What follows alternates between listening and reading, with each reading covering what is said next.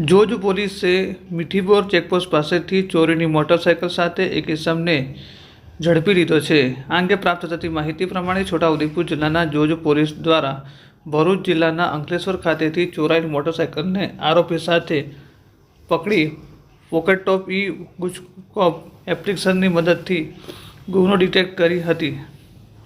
જે પ્રકારે જોજ police station વિસ્તારમાં પેટ્રોલિંગમાં હતા તે દરમિયાન તેઓને ચોક્કસ બાતમી મળી હતી કે એક ચોરીની મોટર લઈને એક ઇસમ મીઠીબોર ચેકપોસ્ટ પાસે પસાર થનાર છે। બાતમીના આધારે પોલીસે નાકાબંધી કરી તેને પકડી પાડ્યો હતો। જ્યારે રજિસ્ટર નંબર છે GJ16DD2206।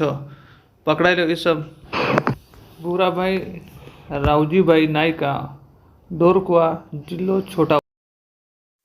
છોટાઉદેપુર। એલસીબી પોલીસે સુરતના કિમ ફાટક પાસેથી ચોરાયેલ મોટરસાયકલ સાથે એક ઇસમને સિહાદા 4 રસ્તા પાસેથી ઝડપી લીધો છે।